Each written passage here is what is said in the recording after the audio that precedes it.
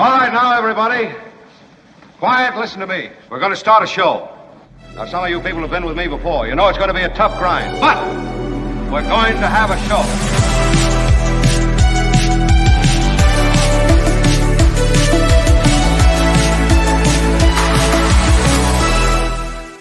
And yeah, we are here. You better believe it. Come on, everybody. Feel good. Feel good, damn it. On your feet. All right, now please be seated. I will put my credibility glasses on, and we will be formally beginning the proceedings in just seconds, everyone. I know. Everybody's excited. You can't wait for President Trump to take office and burn this place to the ground, which is pretty much the plan. I've watched a little bit of the Steve Bannon post-release remarks. In fact, I think we have some of those, don't we, Albert? We have a little bit of Stevie Bannon, and he kind of he doesn't have an optimistic vision for America per se, you know. But Kamala Harris, we have her remarks. She is more optimistic and more, if I can use the word, inclusive. I think she is a little, she likes the inclusion. And both inclusive and inclusion are ding words. I will ding both of them. Kim is here. Kim, how are you? Albert is here, as mentioned. Albert, thank you. We have quite the show with John Rothmann joining bottom of the first hour. It's going to be one of those shows where we are in a little bit of a celebratory mood as this show. Good morning, my fellow enemies from within. I wish I'd thought of that. That would have been a much better way to start this show. Gosh, Dave, can you please come on and just suggest different phraseology for me to start the show? Phraseology is a ding word, by the way. Good morning, my fellow enemies from within, says Dave. Congrats to Mark and the team for 50,000 subscribers to this madness. Thank you, everyone. It's particularly cool because we are really a small show. You can tell we're homegrown. We started as a radio show out of the San Francisco Bay Area, a popular radio station. I mean, an enormously powerful radio station that ultimately succumbed to, you know, the M&A that creates these huge broadcast companies and conglomerates, right? These mergers and acquisitions that essentially allow one company to control enormous numbers of radio stations and television stations. And so it is with our, was it Cumulus? Was that our company that ran us and owned us? They were so they owned. insignificant.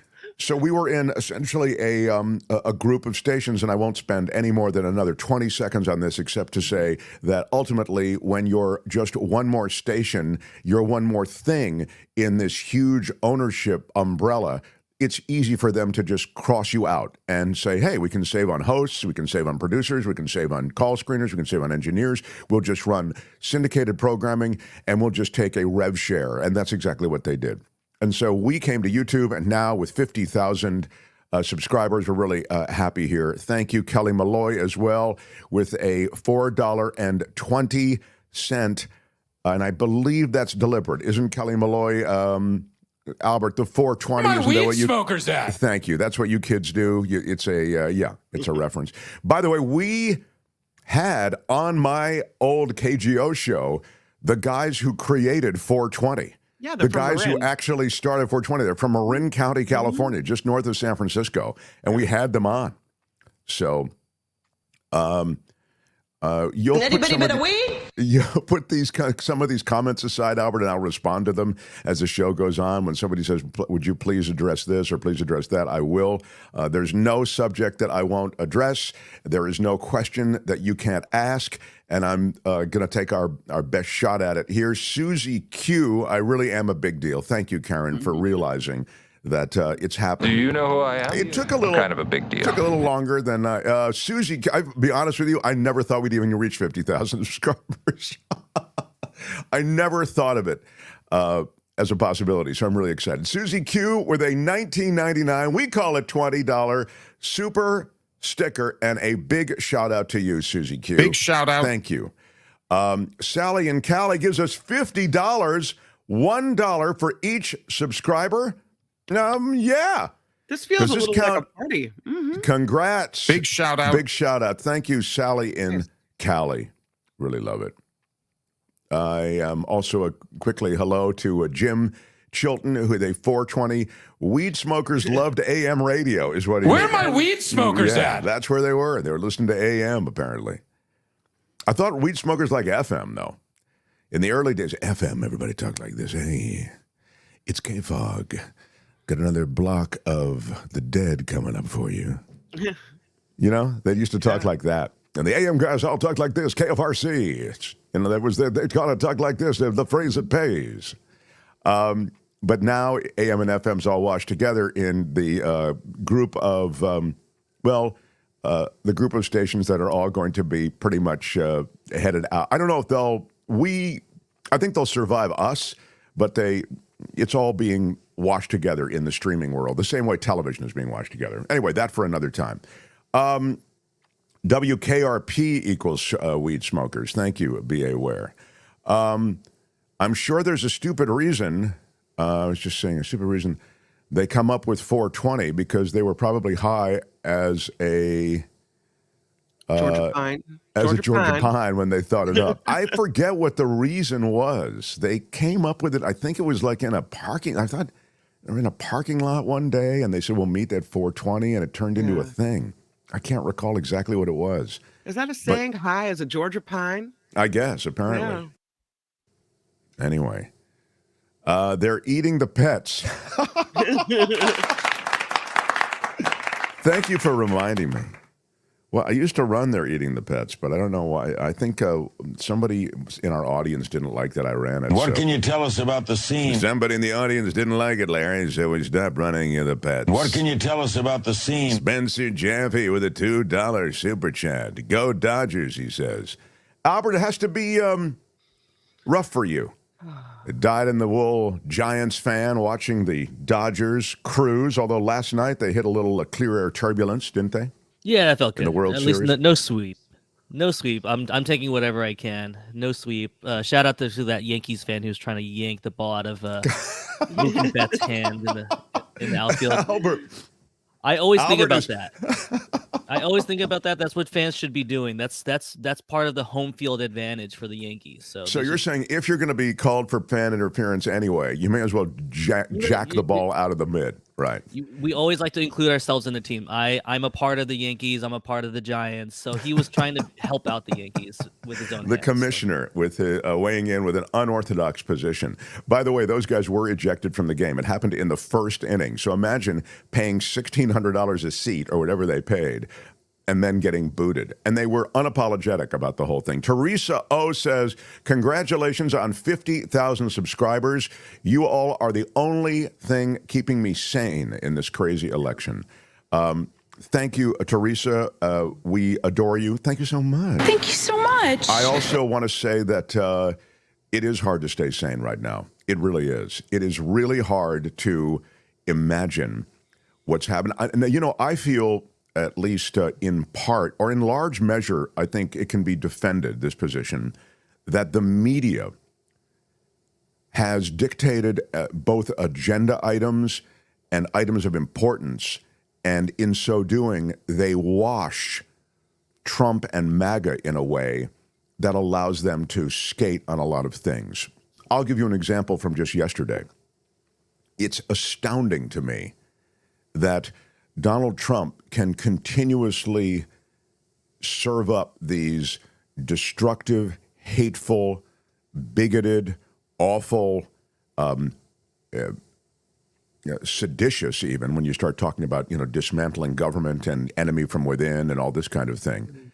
All of these various utterances, all of these various statements, hateful stuff, about Adam Schiff and about Kamala Harris and about, in other words, putting specific names on your hateful screeds. And Joe Biden responds to what was the Tony Hinchcliffe thing about Puerto Rico, saying, we know the response. We'll do more on it a little bit later. And all the media can talk about is Biden's response, which was, Biden corrected it a few hours later, made it clear. But what you understand, Biden was responding to something that was at this hateful Trump rally at Madison Square Garden. But what carried the news cycle in the last 12 hours is Biden's response.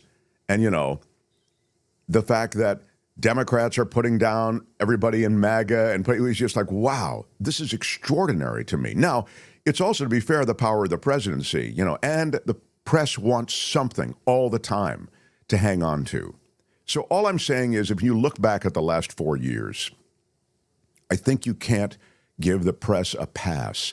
They have been flummoxed as to how to deal with Donald Trump, how to cover the MAGA movement, and to try to do it fairly.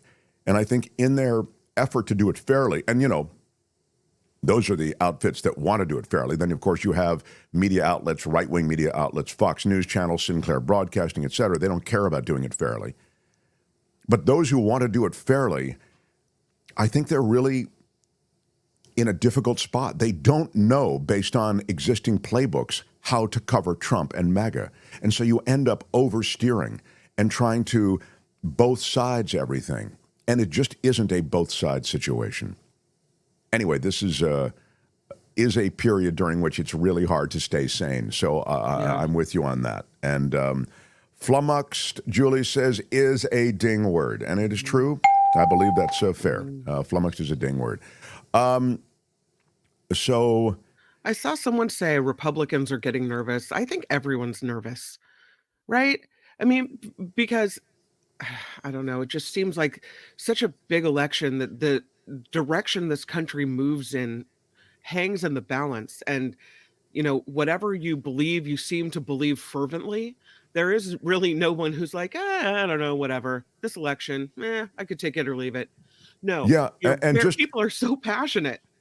I mean, it's very, the stakes are high, and it's very clear that both sides are playing this is the election of your life. This is the election of America's life.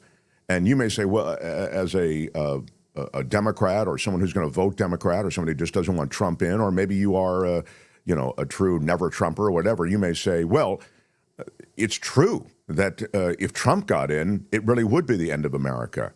Well, the MAGA people are saying if Kamala Harris gets in, it's the end of America. They're really stealing the narrative from the left on some level. But I don't know. Here it is, just on verbiage. Stephen says, Trump said America is a garbage can.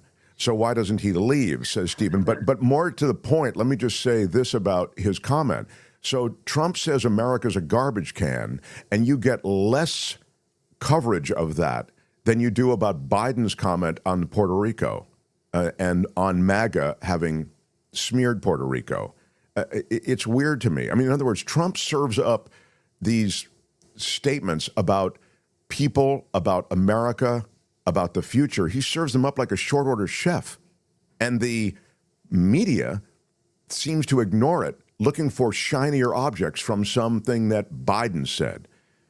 It is the last election for old white guys to maintain minority control of the U.S. government, says B.A. Ware. They are willing to raid the Capitol for that cause. It's definitely feeling like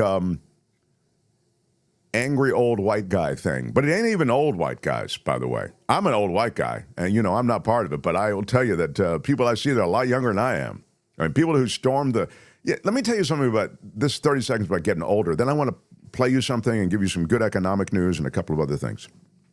I haven't even really told you what's happening on the show, but as you get older, and this is like just my tip to people like Kim and Albert and many of you who might be younger than I am, you just don't really have the storming the Capitol in you anymore. You just don't. It really left the building. Yeah, it really did. I mean, I don't storm anything anymore. I don't storm the kitchen to get coffee anymore. Okay. And I'm pretty energetic. Like, I'm in pretty good shape. I'm, like, I think you'd see me go, wow, that guy, like, who must work out a lot or whatever. No, I'm just basically just passing the time, not really in the gym that much. So I'm telling you, the years sap you of motivation, and you certainly don't have the motivation to attack or storm a government building. As I say, it's all I can do to make it out to the car. So I think this is and I'm kind of being a little facetious about this, but that I'm also making a bigger point, which is, sadly, there is a young people's movement that is radical right, and it is populated by younger people who are energized. They're either energized by a philosophy, they're energized, I think, by disinformation. They feel as though they're losing their country when they're not. They've bought the rhetoric of the right. And for that reason, one should be concerned. If it were just old white guys, they'd all be dying off. If, wait 10 years and take get the country back to magnetic north. It's not. It's a lot of young people who are ready to either regurgitate the disinformation of the right or who actually believe the information and disinformation of the right. I'll give you an example in Josh Hawley or Ted Cruz. These are young enough politicians. Now, Ted Cruz, man, he is teetering. I mean, that Texas race really might be one that I don't think he'll lose it, but polling puts him within 1 point of losing. Anyway, to the point, when we look at America's future, I think we have to be concerned about a robust, younger group of people who are somehow in the thrall of both Donald Trump and this hate-filled world of the MAGA right. It's a new alt-right. Sometimes it's theocratic. It's Christian theocracy that they want to put into place. Sometimes it's radicalized in other ways, a white nationalism. But it is there, and it is gaining momentum. And even if Kamala Harris wins this election, it's a force to be reckoned with. It's a force to be recognized, and it's a force to be dealt with. So, well, that's the thing is just because should she win, the problem isn't over, right? The Trump symptom might be gone, but the ugliness remains. So how do we fix that? How do we bring people back to the same page? How do we make sure that people get true information? We've got some trouble because it seems like this happened for a reason and we're not addressing that. Meantime, there is, and of course that's true, and thank you. Meantime, there is The Mark Thompson Show. Well, let me give you a moment on the election. I saw this, and I thought it was actually a fairly good take. Albert, play a little bit of Melber on MS or CNBC or one of those NBC networks. I thought this is good. It's only a couple of minutes, and it kind of walks you through, I don't think it's even 2 minutes, it kind of walks you through the absurdity and yet the obvious nature of a lot of what's going on the MAGA right. Go ahead, Albert. The Republicans trolling the vote, and also sort of the depth in which some of these beliefs are being held that are not true about voters' problems with the voting process in these states, in these different districts. What do you predict, or what do you see happening on Election Day or playing out, especially in some of these hotly contested states, down on the ground? Well, just first of all, if you're really winning, you don't have to cheat. If you're really confident that you're going to win outright on election night, you don't have to spend all this time and energy with a pre-buttal set of lies about why everything's rigged. If you're playing well, you're not talking about the refs. Mm-hmm. So first, we're still 6 days out with the politics. The politics are questionable for any hard right MAGA Republican types who are this obsessed with telling you in advance two things that are contradictory, like so much of Trump message. They claim they're up. They talk about things like betting markets that have no predictive value. They try to psych everyone out like they did in the midterms red fizzle, while they also say, and even though we're up and we're going to win, also we're so clearly concerned about all of these alleged irregularities. So that's just a political tell. As for how it's going to go down, we've all seen the tight polling in every way you can measure it. And so there's a world where this is tight and takes a long time to get resolved, like last cycle. And there's a world where everyone exhausts their legal remedies. There's also a world where somebody, either side, wins by 3, 4, 5 states. And I think in that environment, nothing in the law, nothing in the precedent, even this right-leaning Supreme Court has ever shown an interest in taking a result that's got a 3 or 4 or 5 state lead and hearing anything, let alone reversing that. And so I think there's a lot of understandable angst out there. If it's a decisive outcome. I don't think there's anything in the courts. During a I rally like for that Vice take on it. President Thank Harris you, in Albert. I Philadelphia. like that take because it really spoke to both the potential that there could really be a dominant victory by either side. Everything's within the margin of error, as we know. It's also close. It's hard to imagine a dominant victory. On the other hand, in these winner-take-all states, you can see it as a real possibility. And I also just thought that was a decent summary of where we are in terms of the clear strategies of the right, meaning you claim victory and you have essentially disinformation and propaganda, if you will, associated with the election itself. So that can be your high ground if things don't look like you're going your way. It's fixed. It was always fixed. We told you it was fixed, even as we tell you we're way ahead. I mean, it's a weird cognitive dissonance and a cross current of information. Put the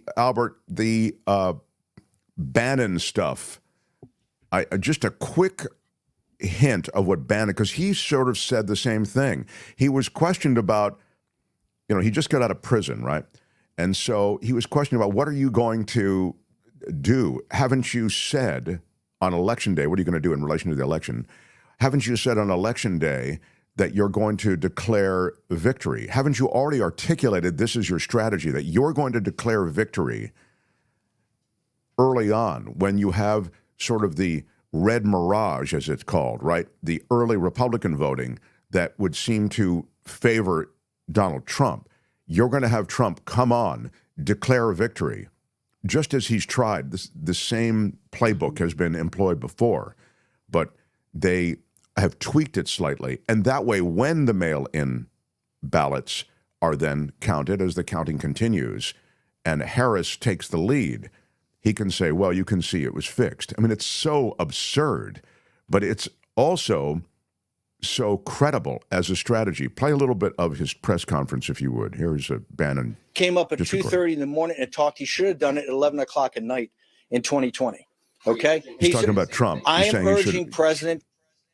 He's saying he came out at 2:30 in the morning. He should have come out even earlier and declared victory. This guy's unapologetic about his plan. So I'm urging President Trump, he was saying. Go ahead, Albert. Trump.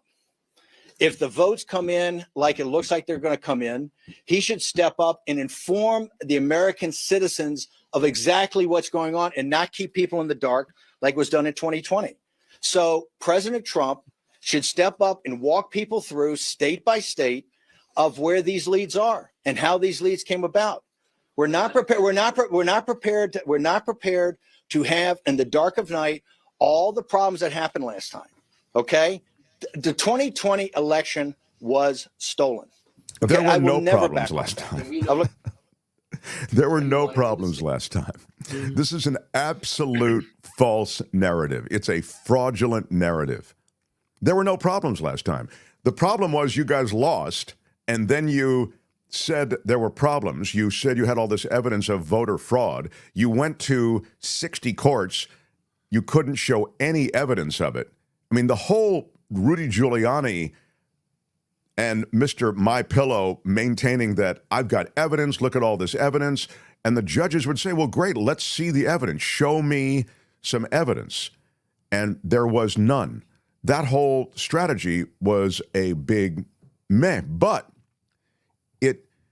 the idea was to create doubt and somehow create a movement, which it did, animate a movement, and animate that movement toward overthrowing the result, which we saw, right? You saw a legal challenge, which I've just alluded to, but then even greater legal challenge by replacing the Attorney General at the Justice Department, a request on the part of Donald Trump to ask that Attorney General to say, hey, I need you to please say, although I doubt he said please, that there are problems with this election and we're looking into it. And even if there weren't, I just need you to make that statement. So that was another way they were going, right? They wanted to throw enough doubt around the election and the election results. And then ultimately they went to the ellipse and they tried to overthrow the certification of the election.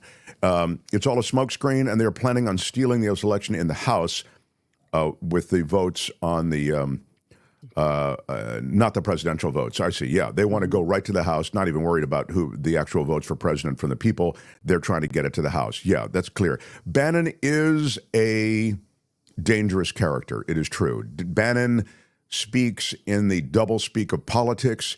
He speaks in the doublespeak of sedition, and he is scary. There's no question about it. He is not a stupid man. And so Bannon looks like if Mark Thompson wasn't successful or vegan. I think Steve Bannon is pretty successful. I mean, I don't know how you judge success, but I would say two things about just Bannon. One is related to his look. I think prison actually did him good. He looks good after a few months of prison. He looks better, I should say. And second, I think he's got a lot of money. So if in this culture that sort of evaluates how successful you are based on money, I think he's doing okay. Rosie, the prison let this guy teach civics. Talk about indoctrination. That's what Kim and I were saying off the air. We were saying, oh, here he is teaching civics. Isn't that sweet? Not really. No. He's teaching his own MAGA civics. It's not the class you want to enroll in. No. Yeah. It's he knows that's a lie, and a lot of supporters know it's a lie. All they care about is winning by any means, says James. Yeah, and this is interesting, too. Spencer with a super chat. Spencer Jaffe says, Bannon is dead weight. He's not helping Trump. And look, we live in a place where we just sort of see threats everywhere, and I just told you that I think Bannon speaks in that doublespeak, and he could be a legitimately scary character in how this election plays out. But to be fair to the position that Spencer's articulating, he's also a divisive figure. And it's possible people see Steve Bannon and they go, yeah, I don't want to play this song again. We played it already. But it's also weird to me that our memories have evaporated. The public memory of Trump and the chaos of a Trump administration has evaporated to the point that we can have this election so very close. So I wanted to... The Mark Thompson Show. Before we welcome in John Rothmann, I wanted to play a little bit of Kamala Harris's closing remarks. I can do that with John, or I can do it after I welcome John in. Would you think would be better move, Albert? This is a producer we should welcome him in first. All right. Albert, thank you. Let us then, without any further delay... The Mark Thompson Show. He's a presidential historian. He's an author, lecturer, our former talk show host colleague, the brilliant John Rothmann, everyone. Thank you, Mark. Happy to be with you. I left out sexy, which you are always. You get sexier around election time, I've noticed. Now, John I would Rothmann, expect so. Passions rise. It is true. Now, John, I'm glad you're here for a little bit of conversation about where the race is, the state of the race, the state of the American body politic. But I really would love to see first and then evaluate both her remarks and then the significance of her remarks, that is to say, how significant is this moment? Kamala Harris. So this is Kamala Harris last night as she made her case in the same place, really, that Donald Trump had riled up a crowd before the January 6th riot at the Capitol. Go ahead, Albert. Play a little bit, please. And here is my pledge to you. I pledge to seek common ground and common sense solutions to make your life better. I am not looking to score political points. I am looking to make progress. I pledge to listen to experts, to those who will be impacted by the decisions I make, and to people who disagree with me. Unlike Donald Trump, I don't believe people who disagree with me are the enemy. He wants to put them in jail. I'll give them a seat at the table.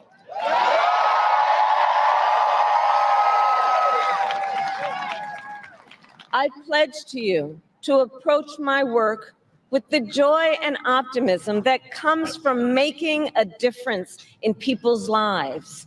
And I pledge to be a president for all Americans. And to always put country above party and self.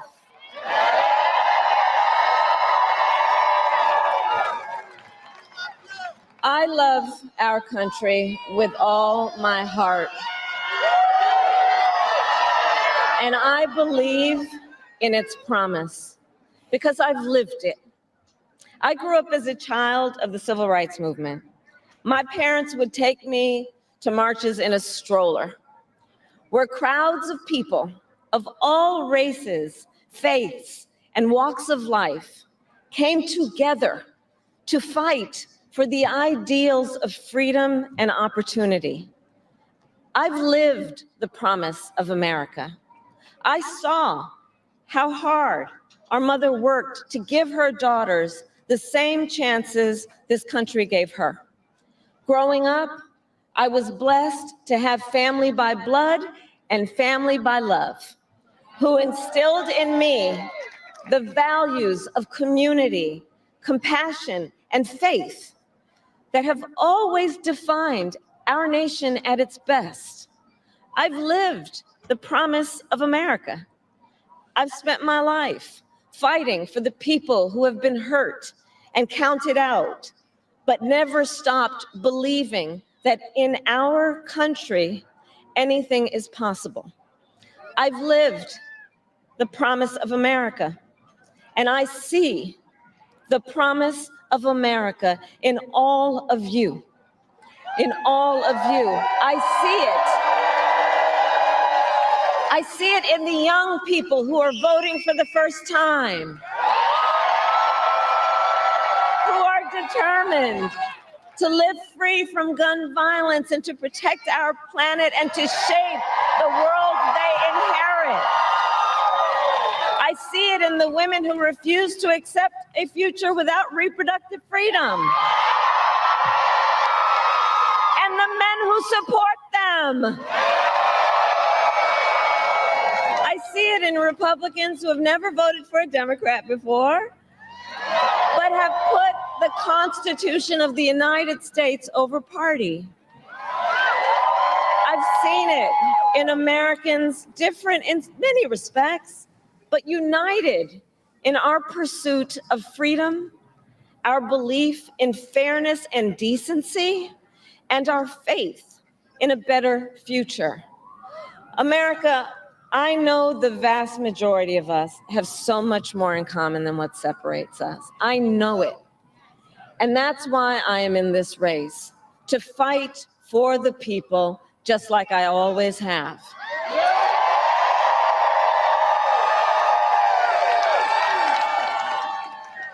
Nearly 250 years ago, America was born when we wrested freedom from a petty tyrant.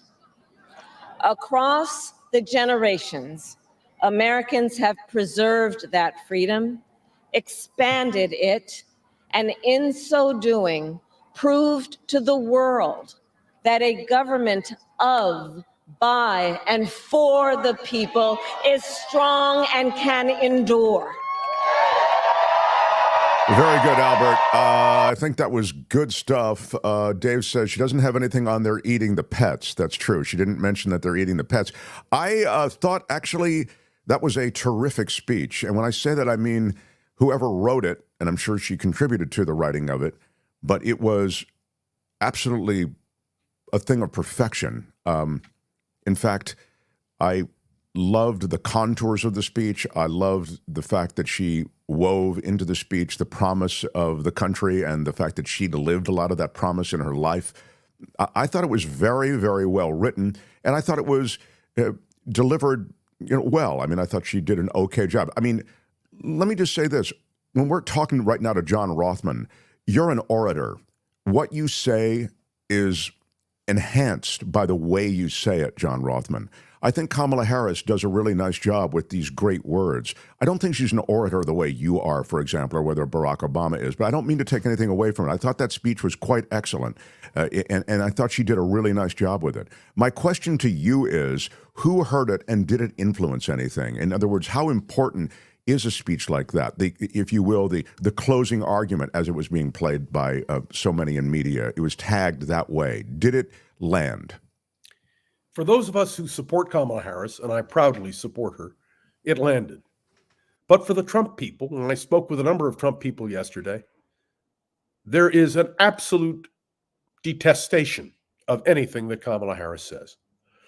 Look, let's be clear. This election is a pivotal election, unlike any other election I've ever lived in my life, because it's two directions. After I listened to Kamala yesterday, I turned on Sean Hannity on Fox because he had an exclusive interview with Donald Trump. So I listened essentially to an equal time between the two.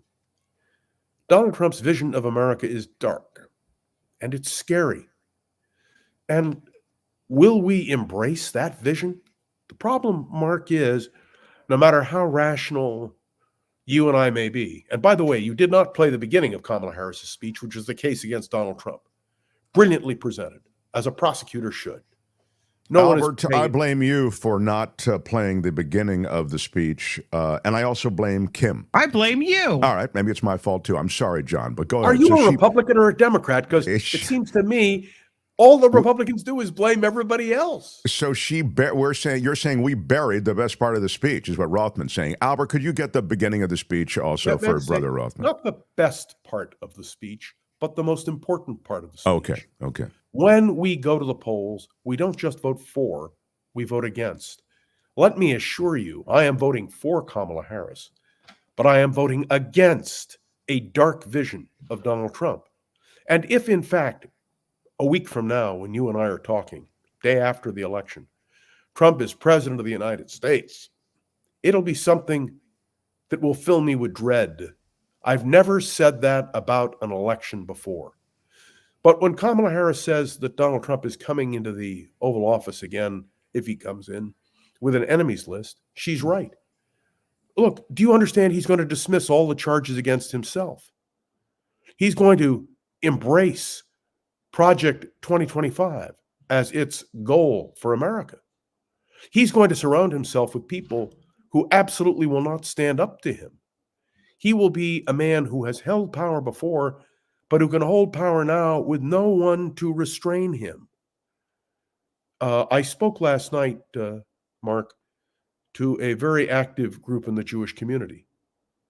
And I said to them, that should scare us. What has made minorities safe in America? Stop and think about it.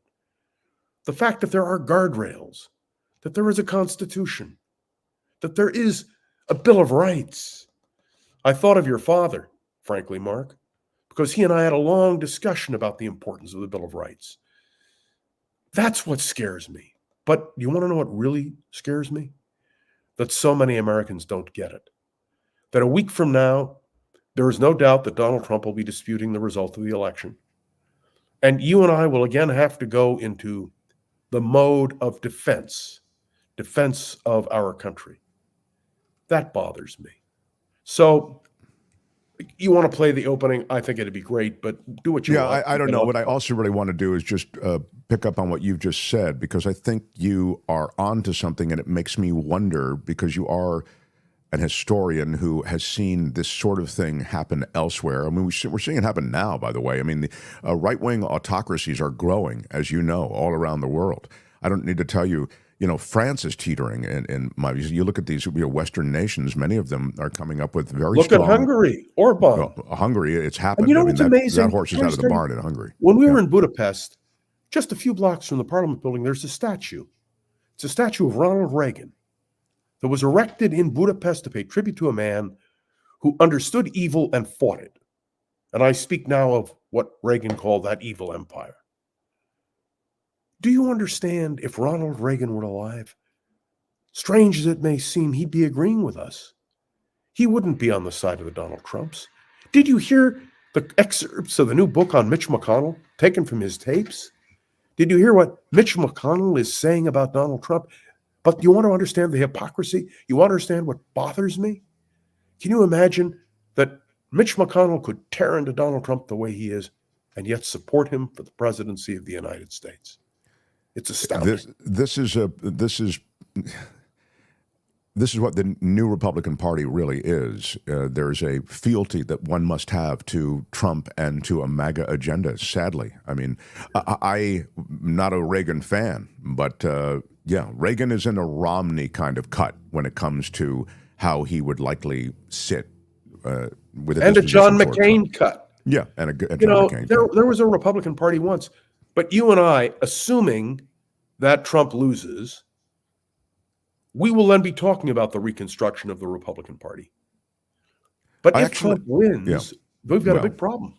Yeah, no, I actually was also struck by something else you said, and it lands, which is that, you're voting for Kamala Harris. You said, sometimes you vote against somebody, sometimes you vote for someone.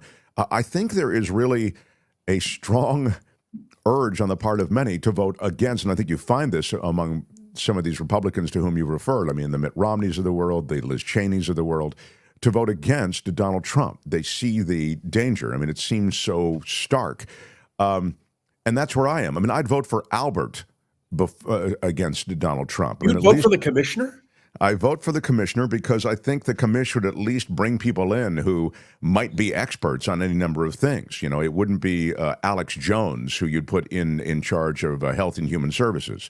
And by the way, that sounds funny, but Trump really will populate his administration with a lot of people who are just loyalists. You've already talked about RFK Jr. running the CDC.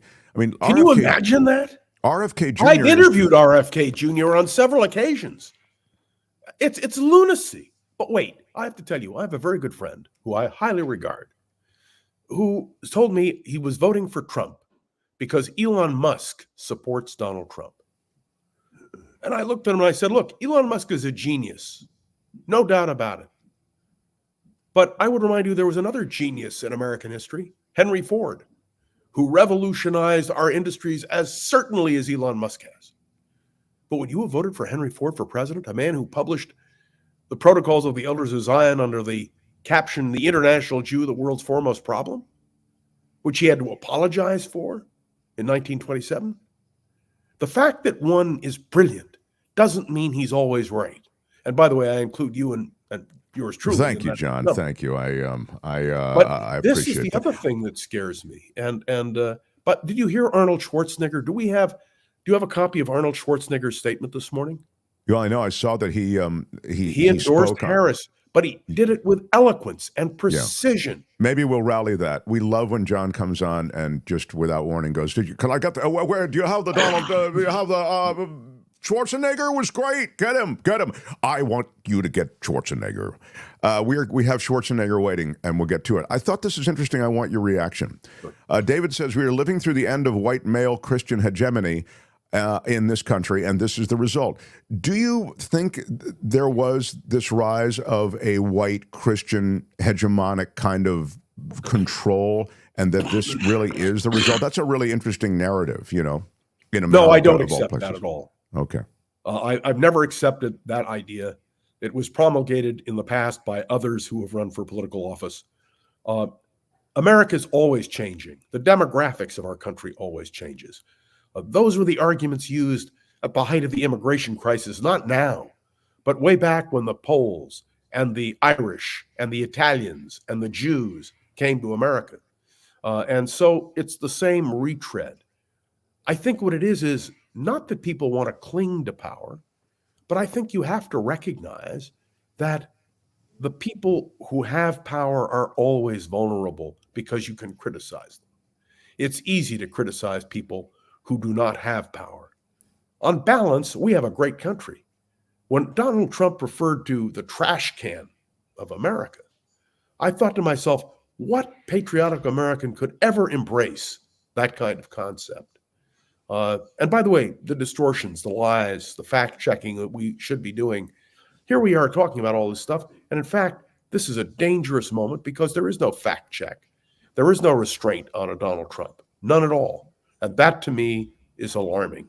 Well, I mean, that's exactly right. We're going that way. Mo Direct says, if the House or the Senate goes GOP and Trump does not win, all he has to do is make one phone call and he will end up still forcing policy to the evil wrongdoing upon the masses of this democracy. I mean, I don't know if he can, if they only control one, sadly, if it's the Senate, it can really be an issue. It's the judges.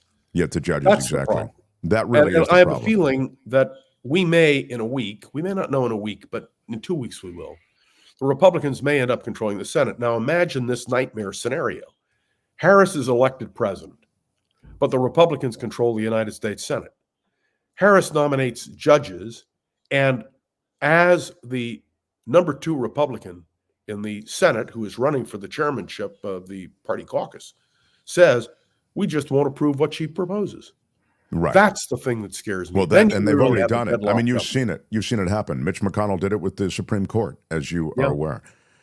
So these down ballot races, where are we on them? Could Ted Cruz actually lose in Texas? Yes, he could lose, but it depends on voter turnout. It appears that John Tester is going down to defeat. It appears that... That's a problem. I mean, Tester's a Democrat. Certainly is. So there are real concerns, real issues that we confront. And you know, the amazing thing, Mark, when we meet next Wednesday at our accustomed hour, we may not have answers. There may be more questions than answers. The other thing, which we haven't talked about, is the fact that all the legal wheels are now spinning on the Republican side and, yes, on the Democratic side. So there may not be a finality to the election for weeks, months. And if Trump has his way, well, we could have a real constitutional crisis. Well, when you say months, I mean, John, there is a clock ticking, right? There's a shot clock on how long you can sit around and mess actually with this December in the 10th is really right. the end. So it's not the kind of thing where, you know, you're going to be sitting around. No, but the legal contests can go on, and the disruption can go on, sure. and that's the thing. You mentioned these endorsements, and of course the endorsement of Arnold Schwarzenegger, who is Republican. These endorsements matter? I don't think people vote for endorsements. It's funny, my wife and my kids and I are getting together to fill out our ballots. And who reads the voter handbook? Well, I'm a nerd, I do. But we're going to sit down and go over the ballot arguments. And in the old days, we would look at who endorsed a particular ballot measure and who opposed it. And that's how we decided how to vote. And I want to suggest to you that many people are really up in the air, but there are so many factors in this election that we just have to wait and see whether endorsements matter at all. I thought, to be honest with you, Dick Cheney and Liz Cheney would have a huge impact. But maybe it's the pop stars that are going to have a big impact. Sure. The new influencers, the Taylor Swifts of the world. Yeah. When Taylor Swift endorsed Harris, I thought, well, now all this younger generation will turn out to vote. Maybe, maybe not. It's also damaged the Taylor Swift brand. I mean, I don't know that she can afford to take damage without it, being the kind of mortal damage that would affect her career. Taylor Swift may be a star, but to get 50,000 followers for the Mark Thompson program, a superstar. Thank you for swinging it back to us. Schwarzenegger, a rare presidential endorsement just 6 days before the election. The former governor of California, who refused to vote for Donald Trump in 2016, announced that he'll be voting for Kamala Harris and Tim Walz. He wrote, "I don't really do endorsements. I'm not shy about sharing my views, but I hate politics and don't trust most politicians." But despite that, he says that it's time for the country to move forward, and the only way to do that is with Harris and Walz. He made a blistering assessment of Trump. He predicted that the havoc would be wrought if he were to become president again. And Schwarzenegger wrote, "We need to close the door on this chapter of American history, and I know that former President Trump won't do that. He will divide, he will insult, he will find new ways to be more un-American than he already has been, and we, the people, will get nothing but more anger."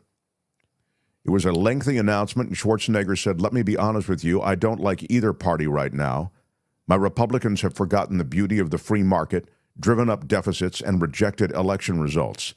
Democrats aren't any better at dealing with deficits, and I wonder about their local policies hurting our cities with increased crime. It's probably not a surprise," he went on, "that I hate politics more than ever, which if you are a normal person who isn't addicted to this crap, you probably understand." And then he touched on the controversial comment made by Tony Hinchcliffe, the comedian, at the Madison Square Garden show in that rally, where he referred to Puerto Rico as an island of garbage. Schwarzenegger said, to someone like me who talks to people all over the world and still knows America is the shining city on a hill, calling America a trash can for the world is so unpatriotic it makes me furious. And I will always be an American before I am a Republican, he said. That's why this week I'm voting for Kamala Harris and Tim Walz. And can I point out, Arnold Schwarzenegger chose to be an American. He chose to become an American citizen. He chose to run for governor of California. And even those of us who didn't support Arnold Schwarzenegger never doubted his integrity. And I think that's the key. He broadsided Donald Trump with this. He said, saying that he is a candidate who will send, the actor's statement, he said, he is a candidate who will send his followers to storm the Capitol while he watches with a Diet Coke. I love that statement. I mean, I just think that's exactly what happened. Trump watched that entire thing while sipping a Diet Coke. Are you aware that this January 6th, Washington, D.C. is going to be on a high alert because there is a fear that this might happen again? And may I just say a word about the rally? By the way, let me just say, John, it's not going to happen again. You know, the reasons are in part because what you just referenced, which is that they're on high alert and everything has now just been completely buffed up, but also because there was a price to pay for the last time, and I think people got the message. So that likely, yeah. Anyway, go ahead, please. I watched the rally at Madison Square Garden from beginning to end. I sat in absolute horror. When Donald Trump called that rally a love fest, it wasn't a love fest. It was a hate-filled fest. The choice of comedians, entertainment, the way in which things were presented was horrific. And so I made a mistake, Mark. I thought this rally will clinch it. This rally, even Trump voters will reject this. But what I learned, and maybe I shouldn't have been surprised, is Trump voters are willing to take even this kind of stuff. Well, part of it is the show, John. Part of it is the show. I mean, there are a lot of those who are going into that MAGA rally were there for the show. In fact, if you really look at some of the interviews prior, you see the enthusiasm. It's almost like it's a tailgate party. And there is a quality of Donald Trump, and I've made this point since he appeared on the scene, which is entertainer and show. And it's morphed into something so very ugly. And he's, of course, become a vessel for some really ugly stuff. So can I ask you a question? I know we have limited time. Let's assume that Donald Trump wins the election. What then, Mark? I think then you are going to see an agenda put into place that will involve these recriminatory instincts that he has. He is going to go after his political rivals.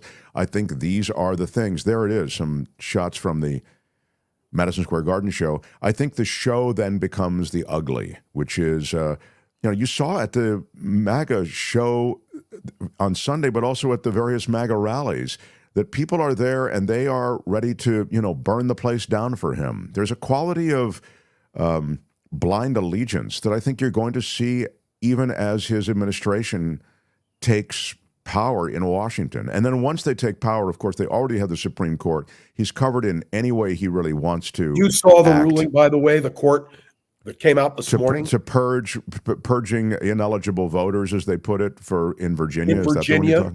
Yeah. Yeah, so what happened? And there's another big case, which may be decided this afternoon or tomorrow on Pennsylvania. And this could have incredible ramifications. So 1,600 people have been purged from the Virginia voter rolls, and it was challenged, that purge, in the Supreme Court. And the Supreme Court has just decided that they're going to let it stand. In other words, they're going to let 1,600 people be purged from the voter rolls in Virginia. So this is what John is talking about. And now Pennsylvania is, as John has just suggested, next up. The one stark fact, and we've mentioned it, we had it with, and there's a short we have up right now, Greg Palast, who does so much on voter disenfranchisement. He does real investigative work. And his You and I have both interviewed him. Yeah, his new movie, Vigilante, is really powerful in this way. There hasn't been one, not one, illegal immigrant vote that has been identified and prosecuted. They are simply removing from the voter rolls people with Hispanic names, Latino names. But Donald Trump was wrong? There weren't 3 million illegal immigrants who voted in California? I mean, and this is what he makes this stuff up, and then we spend money. I mean, millions of dollars was spent on an investigation as to whether or not there were millions of illegal voters. That was when he won. He wanted that investigation just to cover his ass because he had made that statement knowing it was a lie, but still to cover his ass, it's exactly what he did with the hurricane prediction. Remember, he had the wrong hurricane prediction information, so they gave him an official hurricane map. He goes on television because he wants the spotlight and he wants the authority, and then he drew in with a Sharpie this other area that had it was absurd. It was like an SNL remember sketch. He was going to appoint an electoral commission chaired by Mike Pence, and we never heard hide nor hair of it because it was phony all the way. I will say that I haven't heard the phrase hide nor hair in so long. I will ding it. Yes, I really just think good for you. I've been hiding my hair for years. Brother Rothman, with no, wait, only it's not over, is it? Yeah, well, what did you want to play? What else did you want to play? Did you want to play Trump in Allentown? Did you want to play? What do you have, Albert? What's important? I mean, Rothman's calling out stuff like, All right, let's play a little bit. This is Trump at the same time that Kamala Harris was delivering her remarks. This is Trump delivering his remarks a little bit in Allentown, Pennsylvania. Go ahead. This is one of his rallies. Smart, great entrepreneurial people. We appreciate, and we have a lot of them here tonight. Thank you very much. Latinos, Hispanics, Puerto Rico. He just can't. He just can't say that enough now that he's trashed them. And thanks also, I want to just thank some great people that are here, members of Congress. They're warriors. They're tough and they're smart and they love this Commonwealth. And they also love our country a lot. Dan Muser. Dan, thank you very much. I don't need to see this. I don't need to see this. This is just him. This is him lavishing praise on a bunch of people he doesn't know who they are or whatever. He just, it's a one and done. But we aren't going to get together on election night, I take it, however briefly. Yeah, in fact, this is a moment that I can mention it. On election night, we will be here at 8:30 Pacific time. So those of you who are in the East who want to jump on, it is 11:30 Eastern, and we'll go till 12:30 Eastern. Okay, so 8:30 on the West Coast till 9:30 on the West Coast. We won't know a lot, but to the extent that we need to do a group hug, we can do it. And we also have a number of different people passing through, like John Rothman, Pat Thurston, David Katz, talking to others who, again, are part of existing coverage. I mean, for example, David K. Johnston, who said he may stop through as well, even as he has other responsibilities, Michael Schur. So these are all our regulars. Gil Gross is coming. And Gil Gross, who I think is just brilliant. Gil Gross will be here too. So Rothman will have his brilliance matched by many others who will be part of things. It's our election special. Again, election night, 8:30 Pacific to 9:30 Pacific time. So I'm looking forward to that, John. That should be interesting. And it's really too close to call, isn't it? I hope not. I hope not, Mark. I hope that by the time we're on the air, we have an indication. But if we don't, we shall persevere and meet again the next day because that's we are scheduled for next Wednesday. Wednesdays with Rothman. Thank you, John. You can find him on the podcast network that is all about Around the Political World with John Rothman. His podcast continues to do well. And I think you run our conversations typically after we've done them on your podcast. And I want to again extend my heartfelt congratulations to Mark and the team for hitting 50,000. May you continue to grow and prosper. Thank you, sir. John Rothman, everybody. Thanks, John. Love it. The Mark Thompson Show. It is good stuff always to talk about Rothman. He is he's quite the mind. If you want me to respond to anything, I will. I'll try to respond to the yes. Kim was clearing her throat, which must mean she has something to say. Kim, I turn it over to you. I was hoping we could play that Megyn Kelly video. I thought that was interesting, and it's kind of short. So Albert, I don't know. Without any further delay, although I do embrace delay, I love delay, but The Mark Thompson Show. How about that Megyn Kelly? Here's a little bit of what she was chirping about. Go ahead, Albert. Earlier this week, watch. It was too brotastic. Okay? It was. You're trying to win an election in which you're hemorrhaging female voters. Maybe when you present in front of hundreds, thousands at least, at Madison Square Garden, you clean up the bro talk just a little so you don't alienate women in the middle of America who are already on the fence about Republicans. We're trying to get him elected. We don't need to rally the base or guys anymore. Mike, is she right? Yeah, that's good. Yeah, that was great. And Megyn Kelly is a despicable person. Totally. But she's not wrong. No, but she's not wrong. And when I say despicable person, I mean, I'm sure I could sit there at dinner with her, but she is a true right-wing MAGA head. But she's called out the obvious fact that MAGA, at its core, is a white bro fraternity network of people. They don't care about women, Megyn Kelly. How much more do they have to say and do to you as women before you realize they don't really care about you? It starts with your reproductive rights. Do you think that there is anything within the MAGA movement that would care at all about the wage disparity between women and men? Do you think that there would be anything? You couldn't even get a meeting about that in the GOP, okay? Guess Trump has graduated from locker room talk to bro talk, exactly, as Justin says. Mm-hmm. I mean, it really is. She's right on about. I mean, she's right on also about the fact that, hey, this hate speak, it felt to me when I was watching that Madison Square Garden stuff like WWE. It felt really like that. Albert, you're a world wrestling guy. I mean, it felt very much like they were doing that. It was just so, it's beyond bro. It's some kind of like performative, hateful dude talk. So maybe it is bro. She went on Bill Maher and was typically MAGA, but surprised she even went on at this point, says teacher. Yeah. Anyway, it's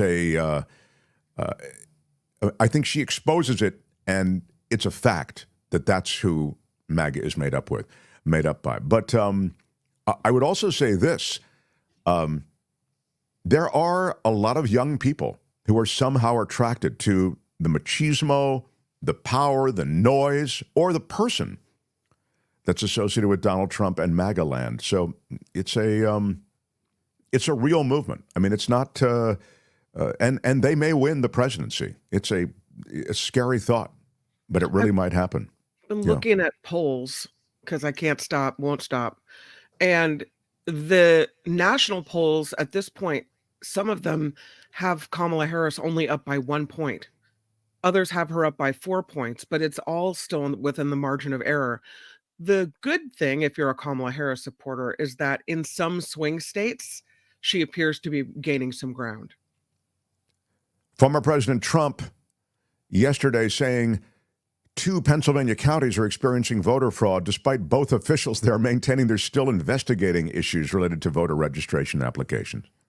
But he's setting the table, Trump is, for protesting the vote in Pennsylvania should he lose. The former president and the Republican National Committee appear to be laying the groundwork to challenge voting results if Trump loses. Trump did not wait for the results of the York and Lancaster County investigations before he stoked fears on social media about already fraudulent voter registration applications. I mean, this guy doesn't have any information on this stuff. There hasn't even been the investigation, and he's already beginning this narrative.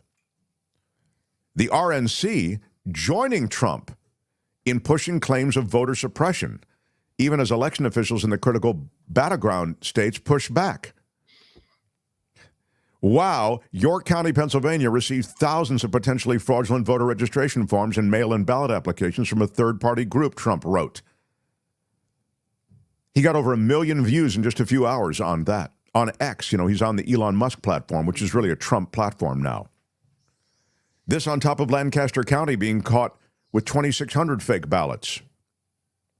All written by the same person, he said. What is going on in Pennsylvania in capital letters? Law enforcement must do their job immediately. Wow, he said. It's all BS. He's just making it up. But they have increasingly floated these claims about potential issues with mail-in ballots in Pennsylvania. And this is all in the lead up to next week, and it's all in service of building that narrative after the fact. Governor Josh Shapiro said, this is just last night, that the allegations are more the same from Trump, saying that the state's attorney general defeated 43 challenges to the 2020 vote from the former president. I understand that Donald Trump wants to again use the same playbook where he tries to create chaos and stoke division, said Shapiro, and fear. But again, we will have a free and fair, safe and secure election in Pennsylvania, and the will of the people will be respected and protected, said Governor Shapiro. So even that, though, lives alongside the fact that they are continuing to investigate fraud to make certain that there is none, right? But meantime, a day after, as you know, the Puerto Rican thing looked as though it really might scotch the election for Donald Trump. There's a huge Puerto Rican population, as we told you yesterday, in Pennsylvania, and elsewhere, but Pennsylvania is a key state. Over 400,000 voters. And it is really interesting. It's funny, and I learned something yesterday. That the voters in Puerto Rico can vote for the primary in the presidential election, but they can't vote in the general election. But those who are in New York and Florida and Pennsylvania, they most certainly can. And in Pennsylvania, and Biden, I'll remind you, won by just 80,000 votes in 2020 in Pennsylvania. The vote from the Puerto Rican community might be significant. So there's a lot going on with reaction to the Tony Hinchcliffe comment. And then you had Biden yesterday saying in relation to the Hinchcliffe comment that what did he say, Kim? He said that those who criticize... We have the cut, I think. We have the video, but he said that they're trash. Mm-hmm. Yeah. And then but the difference is, then he apologized and said, that's not what I meant to say. I don't believe Americans are trash, right? Did anybody from the Trump camp apologize to Puerto Rico or Puerto Ricans for calling their homeland an island of floating garbage? Do we get that apology? No. So here you have the difference. People can misspeak and apologize. My bad. I'm sorry. But the other side, apologies are a no-go. Maybe we'll play you that in a second, but I wanted to just mention that if you look at the Trump administration, you just look at what actually happened in the Trump administration in relation to Puerto Rico, they had massive damage from that hurricane, and the Trump administration actually limited relief funds that were going to Puerto Rico. And in fact, they went without electricity on the island, without a rebuild for 11 months. The second longest blackout in world history. This is a part of America. They are a commonwealth. Trump, again, this is during his administration, asked his Secretary of Homeland Security at the time whether the U.S. could sell Puerto Rico, which the U.S. has considered, quote, a possession of the American government since seizing that island as a colony and military outpost. That was after the Spanish-American War in 1898. This is, it defies, if you're Puerto Rican, how can you embrace this guy? But again, look, I'm not a Trump fan. If you haven't noticed, sorry. Try to call it as I see it. I'm not always here lavishing Kamala Harris with praise, as you know. I think she is competent. I believe she will do a competent job. I think she'll surround herself with competent people. I know she has respect for experts and expertise. She has respect for science. She has respect for law. And I believe that her moral and ethical compasses are calibrated well. I think none of those things apply to Donald Trump. So that's where I sit. But this is a wild time in this country where this can even be this close. The Mark Thompson Show. And so I want to take a moment, Albert, if I could. Albert is the producer of this show, and he's a big reason that we've reached 50,000 subscribers. Albert, thank you. Albert, I could not do this show every day on the days that you're here without you. I'd like to try, if I can say that. What? I love my Albert. Come on. Viva la Harris, says Eugenio de Arnal. Yeah. Viva la Harris. She is. Thank you for the super chat. I am respect for law. That's funny. I know Edward. I'd like to get Edward on the air with me. This guy's a little bit of an S disturber, but I still like him. So Edward Lee, who's a regular. I put some comments that are stirring the pot in this, kind of put them aside for response. But yeah, we have comments and we have a couple of super chats and donations that we could get to.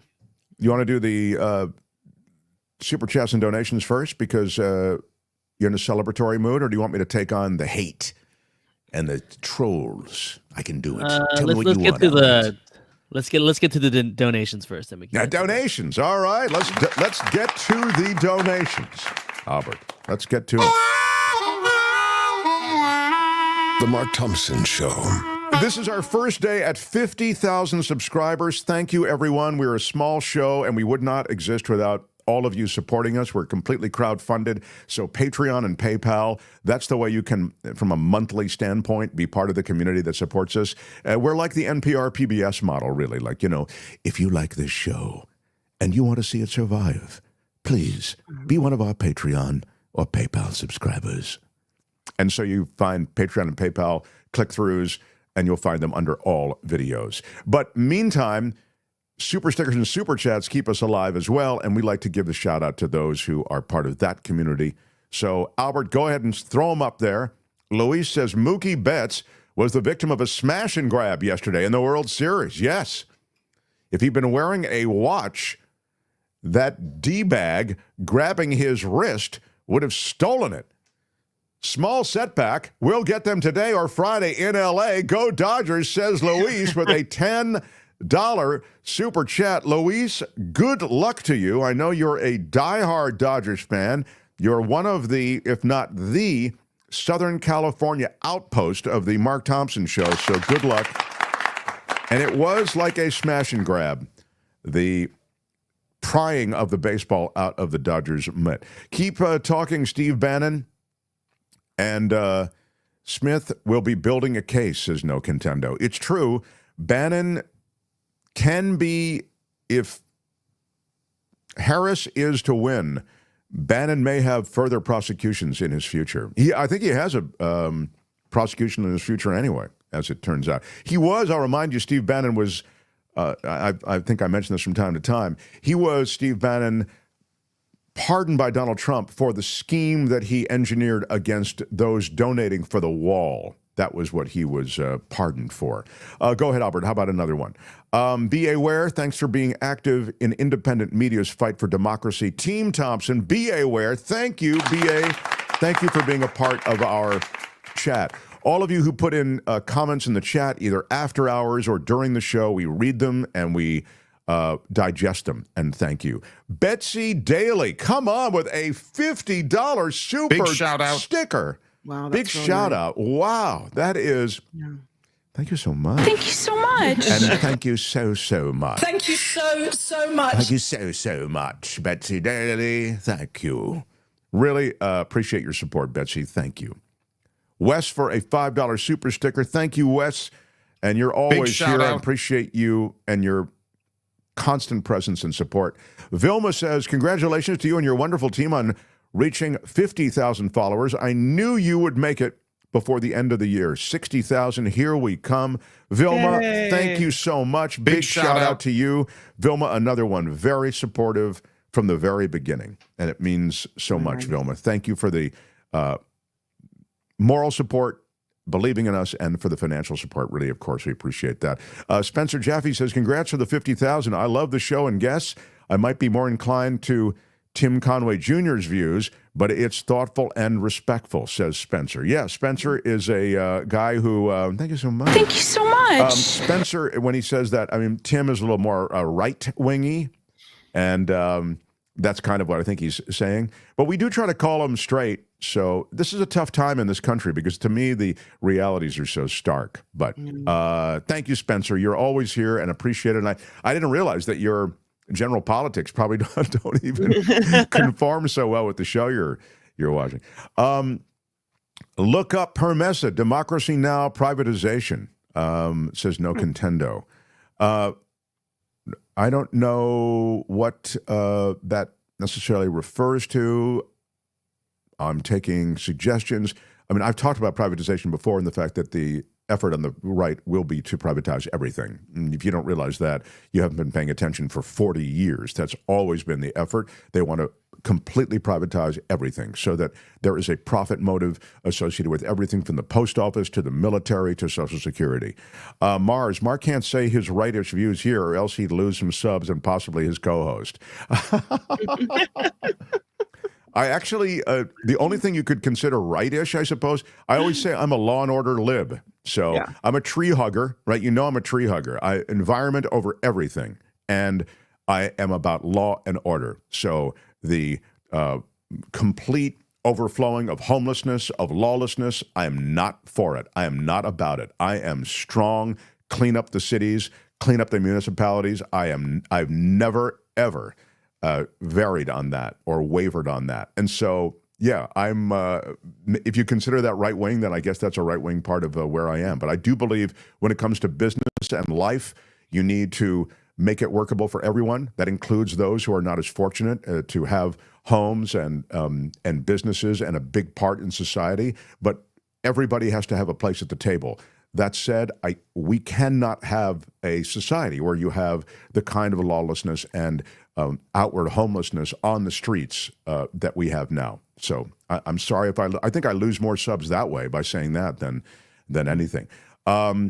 Michael Reich says, you got me with the PBS voice.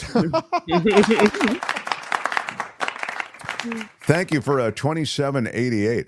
I will tell you that I wasn't even really doing the heavy PBS voice. You know, next time when we have more time, I'll do the frontline voice for you. That's the thing that remember we had the frontline producer on and he said, oh my God, that is scary good, the frontline voice.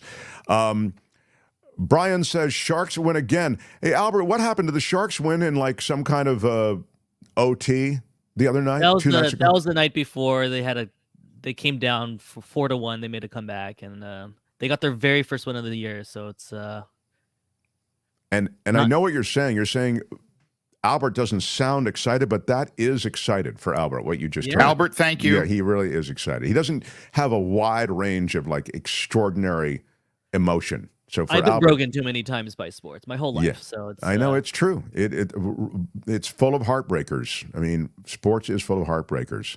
But we appreciate it, Brian. Thank you for that. Rob Hersey, great show. Thank you so much. Rob, thank you for the $5 super chat, and thank you so much. Thank you so much. Thank you so much. Everything just sounds a bit better. Tree Huggers Unite. Tough on crime rules, says Mars. How about a $5 super chat? Yeah, there you go.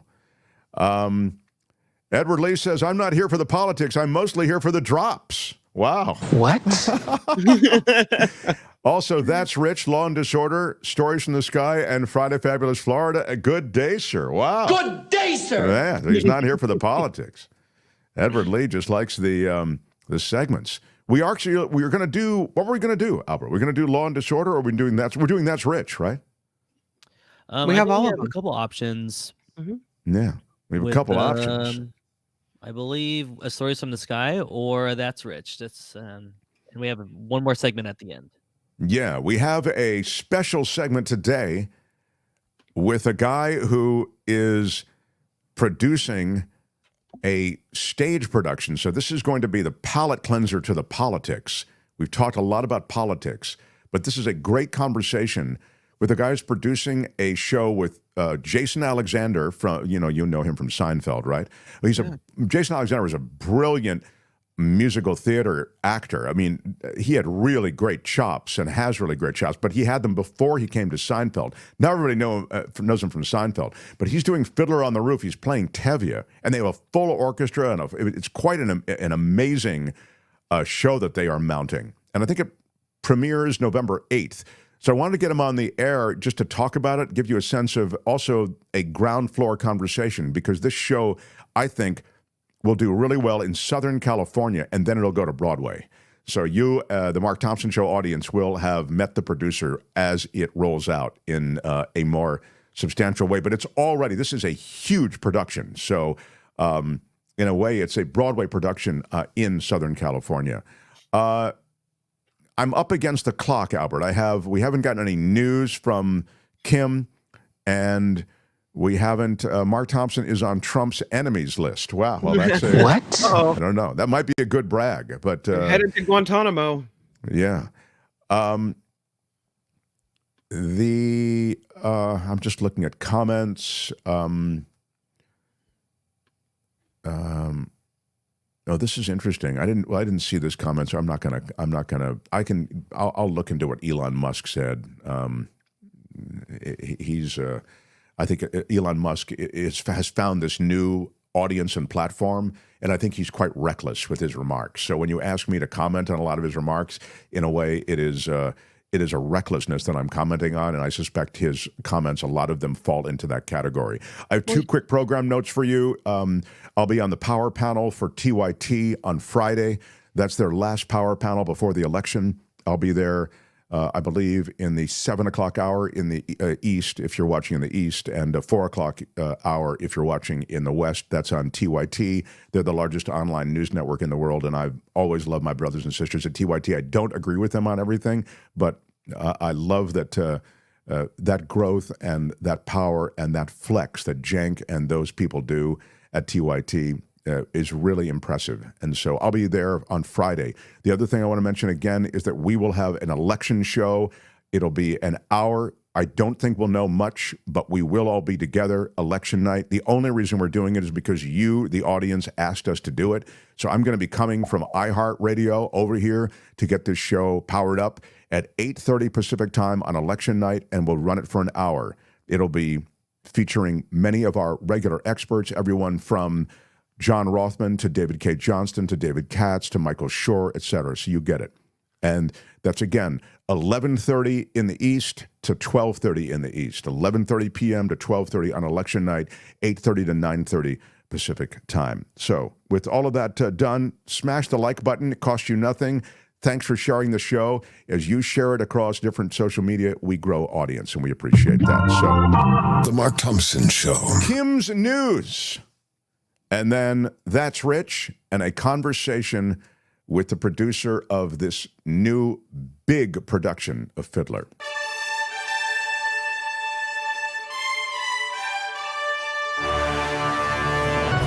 On the Mark Thompson Show, I'm Kim McAllister. This report sponsored by CoachellaValleyCoffee.com. The Supreme Court is allowing Virginia to remove about 1,600 alleged non-citizens from the state's voter rolls.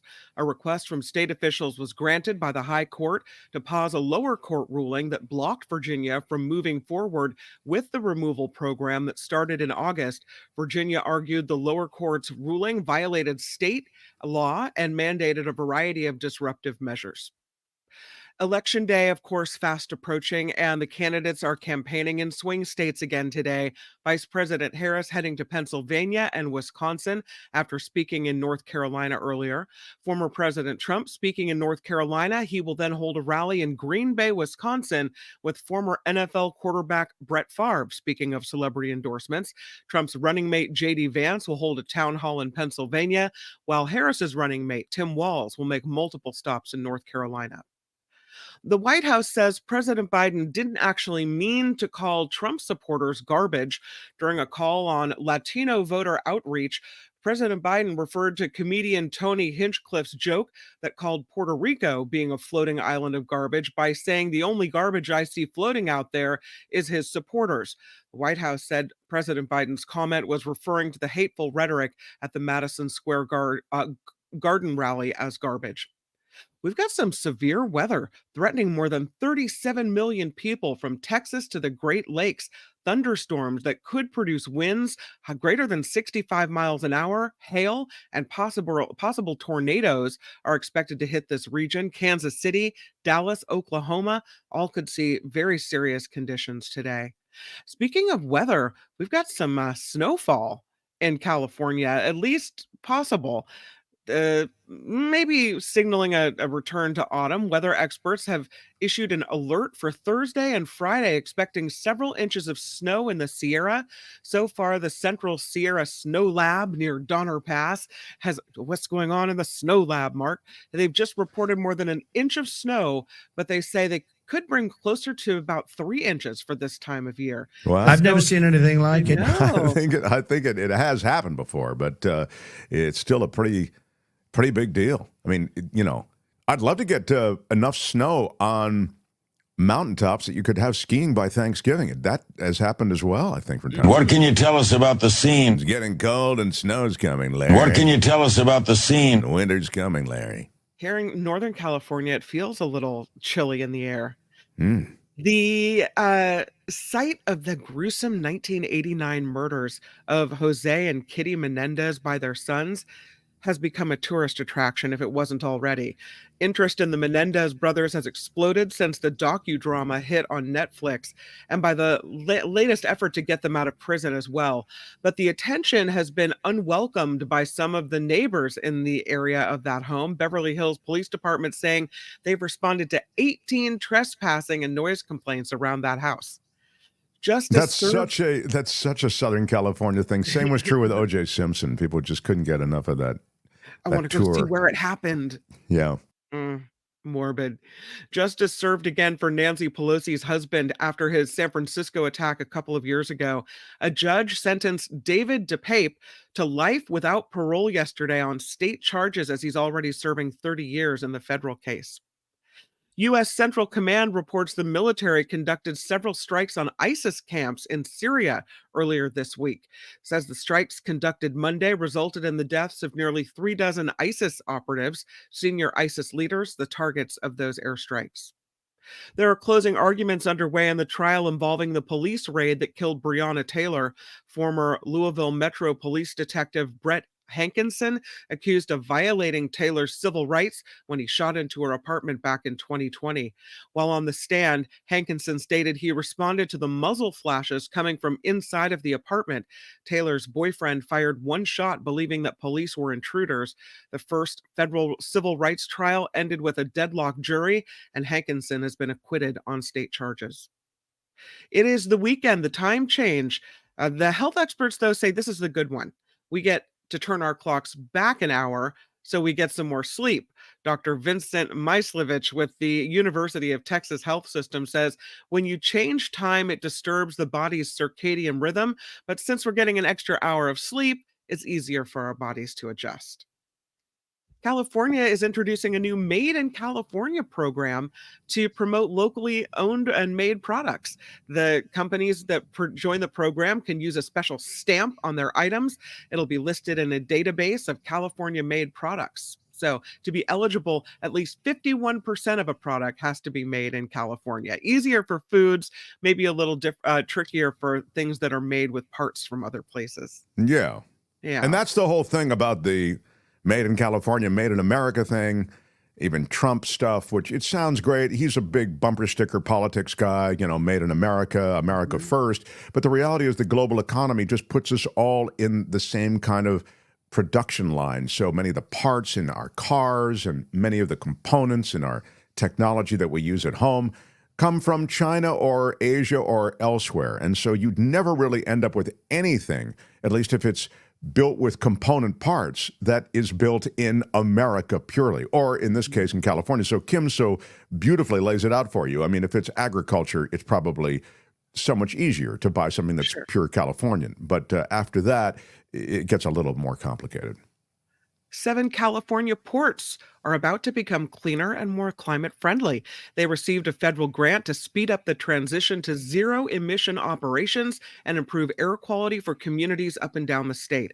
Governor Gavin Newsom calling it a huge win, saying ports are the backbone of our 5th largest economy in the world. Los Angeles getting the most money, followed by Oakland, Stockton, and San Diego. There are more than 260,000 homeowners in California bracing for sticker shock. The 6th largest insurer in the state is raising rates through its 2 main subsidiaries. So those with USAA will be paying an extra 16% for homes, 31% for condos by February, even higher through USAA Casualty Insurance Company. Homeowners are looking at 25%, condo rates soaring 40% come December. Game 5 of the World Series set for tonight in New York City, Luis. The Yankees extended the series last night after winning Game 4 against the Los Angeles Dodgers 11-4. Dodgers now have a 3-1 series lead. And as mentioned by the commissioner, the Yankees fans, Albert, who interfered with a Dodgers outfielder trying to catch a foul ball, are now being banned from attending tonight's Game 5. They originally told ESPN they would be allowed back in for the game tonight, but the Yankees are banning them and granting them a refund, saying, "We don't want you here." Yeah. And lastly, some Halloween costumes are evergreen, like princesses and maybe pirates. Others come and go with pop culture, and Google's Trends is out with a new ranking of the most searched costume ideas by region. Marvel's Deadpool and Wolverine are very popular this year across the country after the massive blockbuster movie. Minions from the Despicable Me franchise are up there. The movie popularity also carries over to a variety of emotions from Pixar's Inside Out. It could be anger and jealousy, whatever. The most common costume search for a real person, Taylor Swift. So we're going to see a lot of Taylor Swift this Halloween. Sabrina Carpenter's popularity is high. Shrunken Head Bob from Beetlejuice is very popular. So is Ray Gun, the Australian breakdancer who became a viral sensation at the Paris Olympics. Remember Ray Gun? Yeah. This report is sponsored by CoachellaValleyCoffee.com. It is the best coffee and the best tea you will ever taste. It is worth spending a little more, but guess what? Oh, we got your exclusive Mark Thompson Show discount as well. 10% off by entering Mark T at checkout. That's right. I'll be drinking the Coachella Valley coffee on election night, and I suggest that you do too. At least you grab a little bit, a special pound of election coffee, if nothing else, if you've never done it, or tea. They have the loose leaf tea, they have the bag tea. Courtney just made a tall glass of the cold brew this morning. But I love that Ocotillo espresso. I love it all. I love it. The Sumatra. Oh, the sunrise blend. Oh, my God. I love it, and I love it. Go onto the website. Pick out what you like, the tea, the coffee, the decaf Colombian. We have what is that, Kim? Say Ocotillo espresso in your deep voice. Ocotillo espresso. Yeah, that makes me a little weak in the knees. Yes, of course. I'm here for your Ocotillo espresso. Thank you. Yes. Anyway, so you have to go and check it out. I think you'll very much be impressed with all the tasting notes and all of the... I've never seen anything like it. Yeah, there you go. So check it out at CoachellaValleyCoffee.com. Do put in our discount code and get 10% off. It is fresh crop, new coffee, new beans. And for that reason, it's not some discount bean. So you'll want that 10% off, which you will get with Mark T at checkout. So what, I'll deal with this in a second. I'm Kim McAllister, and this is The Mark Thompson Show. Yeah, okay, Albert. Now, The Mark Thompson Show. That's our election special. It'll be election night, 8:30 to 9:30 Pacific, 11:30 to 12:30 in the East. And please join us for a collective sob or a collective jubilance, or more likely just all of us on the edge of our seats as the early returns begin on election night. Now, Albert, I must ask you, it had been our plan to talk to a big Broadway stage producer today who has a new show. It's going to be the perfect palate cleanser to all the politics.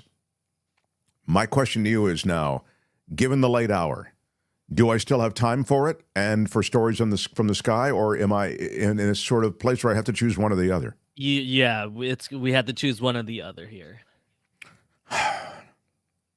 All right. I don't know. I'm going to ask the audience. Right? Yeah. We'll ask the audience.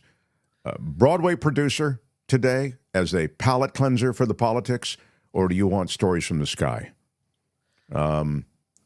First in is Tom. He says sky. Toss a coin, says Gordon.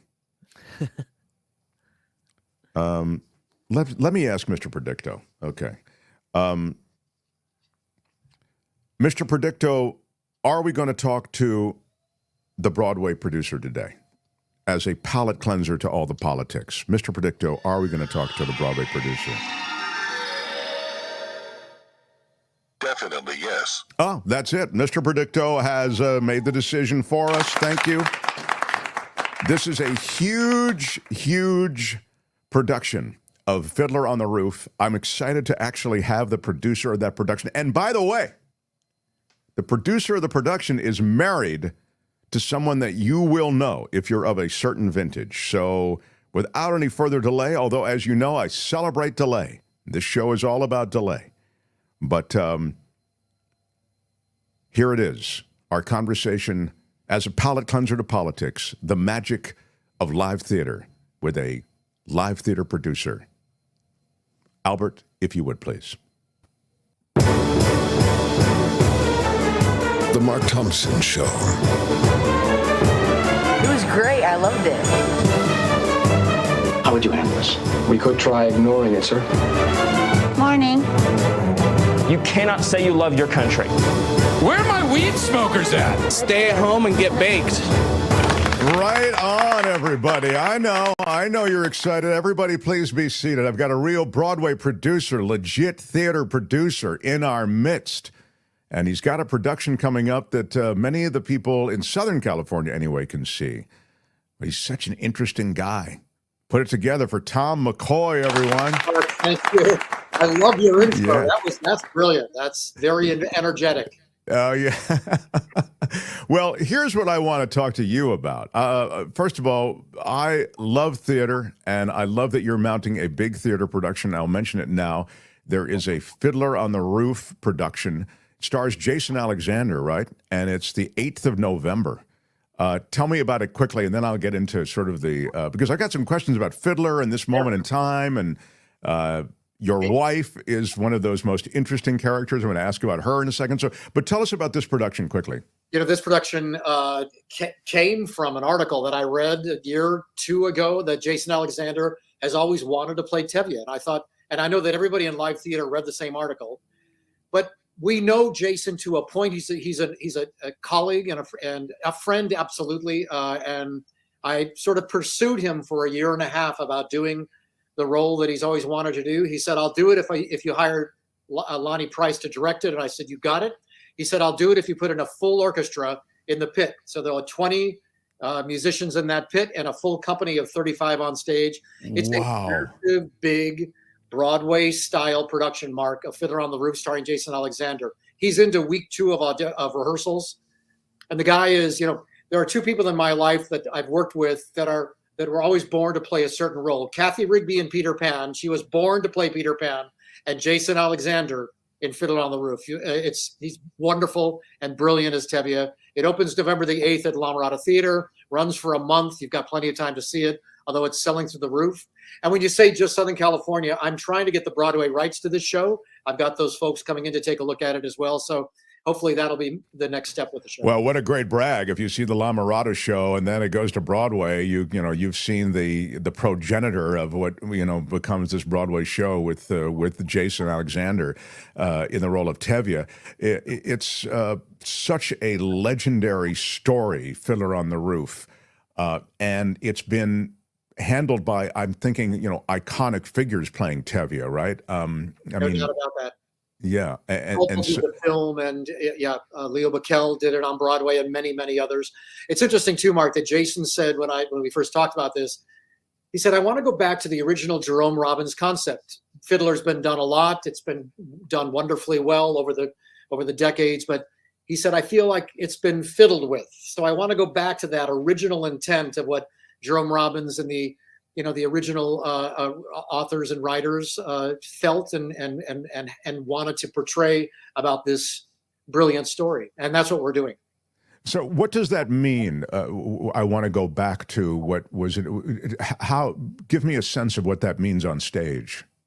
Again, there have been other productions of it, and some of it had been sort of modern versions of it. There was a version of it off Broadway, which was, very successful. But this is the Jerome Robbins choreography. This is the Jerome Robbins direction. And it's really the beginning of the storytelling of this show that started back in the 60s. And I got to tell you, I like it better than all other productions that I've seen. They've all been wonderful. Don't get me wrong. But with Jason in this role and with a cast of 35 and with a tremendous ensemble of great actors and musicians, etc., it's going to be amazing. I'm designing and building a brand new set. One of the best Broadway set designers, Ana Luisos, has designed a gorgeous set. Jaffe Wiedemann, who designed Dear Evan Hansen in terms of lighting that show, and Shucked and a bunch of other Broadway shows, is coming in to light this thing.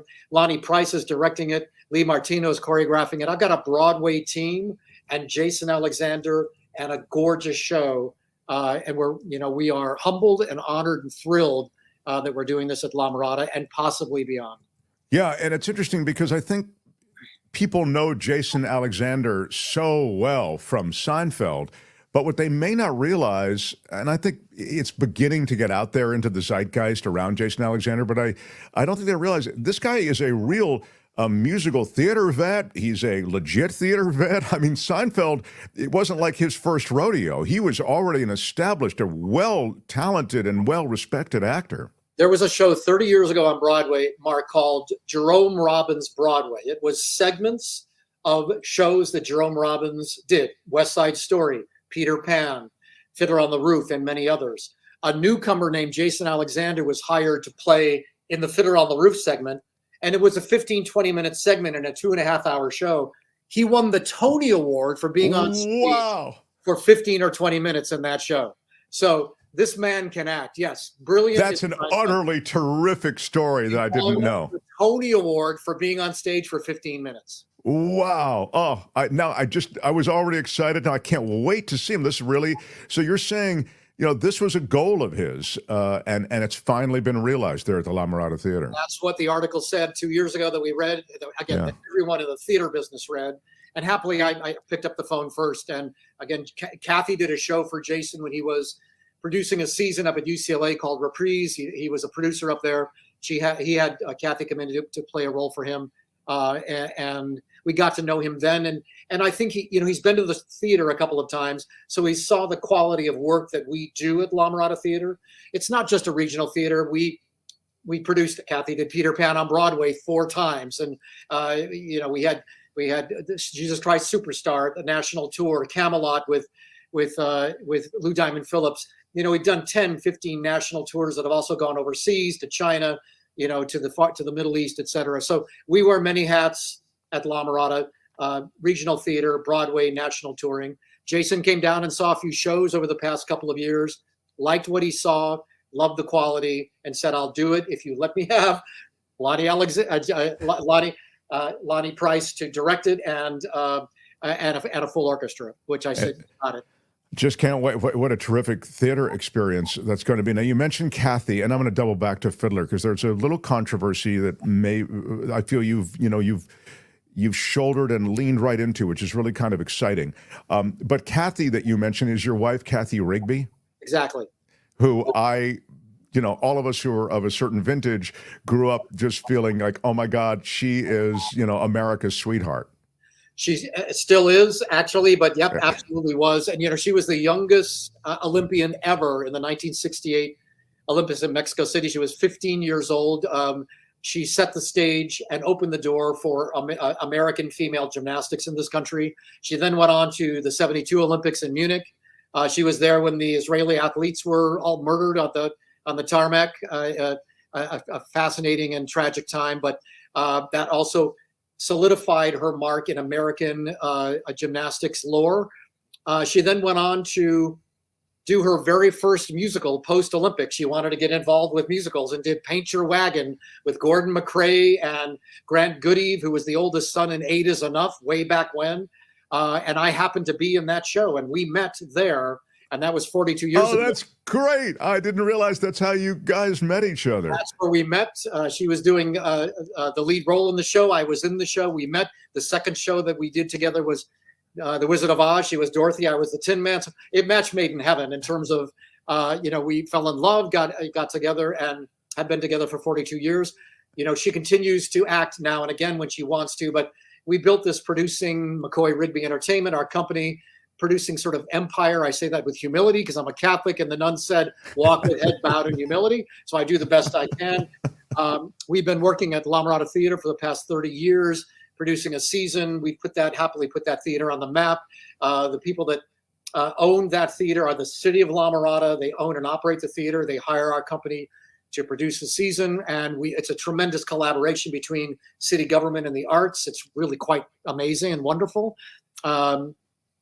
And we've been breaking box office records for, long time. Even during COVID, right when we were able to come back up again, we've still continued to break box office records and create a lot of buzz around the country with, being one of the best regional theaters in the country. So I'm very proud of what we've done. And Kathy Rigby was right by my side. Now she's shorter than I am, so she's by my side, but right about here. Well, that's the key to being a gymnast. You got to be the right size, and she had it all. She's 4'11". She had. That's all I know. Yeah, she had it and has it apparently, all of it, and that's just great. So you two took this Fiddler on the Roof on at a time when you have some controversy around. A lot of controversy, world controversy around Israel and around the Jewish diaspora, which is on some level a touchstone of this story. The pogroms that affected European Jews, and Russian Jews, they fled in Russia, Ukraine, away from this horror that was the persecution of Jews. And Israel became this place that many those who were fleeing persecution ultimately ended up to build a place that was safe for the Jewish people. So again, I don't mean to review all the history, but just against that backdrop, now you have Gaza, you have terrorism, you have people picking sides, you have it informing politics, and up comes Fiddler on the Roof, which is a wonderful story. It's got nothing to do really with any of these things I've just mentioned. In fact, it's a story of family, and it's a story of traditions that have to do with religion and family and all of these things. But it's all happening in that maelstrom of stuff that I just mentioned. Can you speak to that? It's definitely happening in that maelstrom of stuff. As a matter of fact, Jason said something sort of prolific a couple of months ago, Jason Alexander, and he said, you're brave to be doing this now, and thank you on behalf of my Jewish family, my Jewish colleagues, my Jewish artists, etc. You know what? You take the story of Fiddler on the Roof. You talked about pogroms. Fiddler on the Roof actually took place in Ukraine. They talked about Kiev. They talked about Odessa. It's in the script in the show. And the Tsar kicked the Jews out of their villages way back then. And look what Putin is doing now to the people of Ukraine. And then cut to what's going on in Israel and everything surrounding that as well. And it's just sort of a fascinating time to be doing this. I told the company the other day, I had a meeting with the entire company, and I said, this show is being produced at exactly the right time in history. That the story that we're telling is not one of creating a separation between the Palestinians and the Israelis, or what's going on in Ukraine, et cetera. But it's telling this beautiful story about beautiful people and their beautiful culture. And the first song in the show is Tradition. Talks about the traditions in their families, the traditions in their religion, in their culture. Lovely, peace-loving men and women and families that just want to live and be at peace. I think that's that's the kind of the bottom line with what's going on in the rest of the world. But anyway. I love that you mentioned that, because I think that in a way is the struggle that we all have, the struggle of family, the struggle of what we've understood to be the world, the struggle of what we've always done, the way we've always viewed the world. I mean, there are a lot of universal themes that run through Fiddler on the Roof, I think. And it's a really moving, funny, it's one of those perfect, I guess that's why it's been done over and over, and then you have mounted it in such this grand way at the La Mirada Theater. It's just one of those shows that just feels as though in its totality, it's quite perfect. It lands so well. When I was a sophomore in high school, I was in Fiddler on the Roof at my high school, Servite High School, an all-boys Catholic high school in Anaheim, California. And we did Fiddler on the Roof, and I was in the show and was so taken with the story of tradition and of the culture and of family, which is very much like the Catholic tradition, to be perfectly honest. I even thought about, becoming Jewish at that point in my life, because they're very similar in their approach, both religions, and frankly, all religions are very much that. But I've loved the story since then, and I feel honored and grateful to be able to do it now with Jason and with this amazing company. Jason Alexander I'm sure he's terrific. I can't wait to see the show, and with this huge, orchestra, and with these so many talented people involved. As I remember it, and you'll help me just indulge me for a second, so it's been so long, but there are almost some sitcom-y themes, meaning like really cool, like little areas of jeopardy that then resolve itself or have to be dealt with. That's the way often when I think of a comedy, I think of it that way. Like it's a situation, it leads to some comedic moments, but also the characters ask themselves questions, and then it has to be resolved at the end of that, whatever the comedic line is. The very first song, the Tradition is the name of the very first song in the show. Sure. And at one point, Tevye stops as there's background music, and he said, yeah, we have our problems as well. Yes, we love each other. Yes, we have our traditions. But that man sold that man a mule when he said it was a horse. So conflict, and then it's resolved. But that goes on throughout the entire show. There's a part where Russian soldiers come in and cause a riot and disrupt Tevye's daughter's wedding. Conflict, and then there is a resolution in Act 2 from things like that. But at the very end, the conflict is that the Tsar is kicking all the Jews out of all these little villages in Ukraine, for whatever reason he was doing it for. And they're on their way then to migrate to America and other parts of Europe. Conflict resolution. But it's all throughout this. And I tear up a couple of times in the show, and I'm a producer. I've seen every show on the planet. And I know if I tear up, there's something remarkable about what this show is going to look like when we get it on this stage and open the show next week. It's remarkable.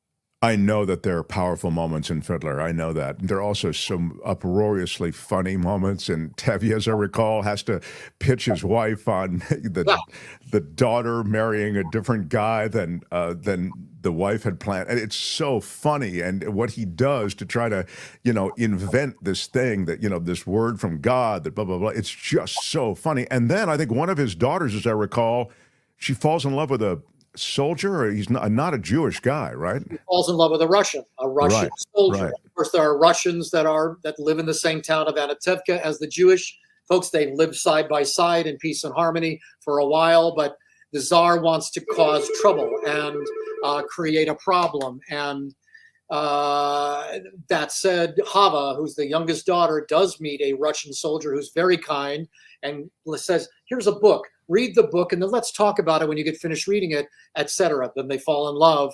And Tevye says, you're dead to me. You're out of my life. You've left the faith. How can I bring you back in? How can I love you? How can I do that? And at the very end, when everybody's being walked out of the village as the Tsar kicks them out, he turns to Hava and says, "God bless you.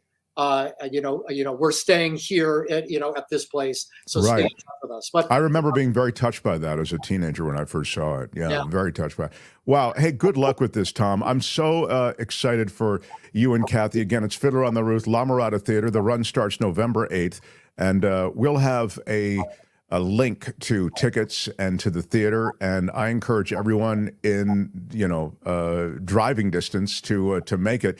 And we have a big Northern California audience too on this show. Right. I encourage you to turn it into a weekend. It could be a lot of fun, and make this the centerpiece of the weekend. Seeing Fiddler at the La Mirada Theater. You'll love the theater. It's a gorgeous theater. It's comfortable. It's well done. It's going to be first class on stage. Everybody that sees the show will walk out with their jaw open. I guarantee it. It's going to be wonderful. We're excited about it. It'll be Fiddler on the Roof with Jason Alexander, November 8th at the La Mirada Theater. Good luck. Have a great run. Break a leg, my friend. Thanks so much, Mark. Great to see you. All right, Tom. Tom McCoy, everyone.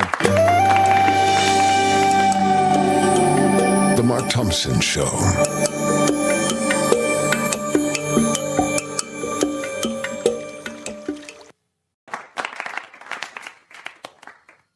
I didn't want to mention potential audition for, future production.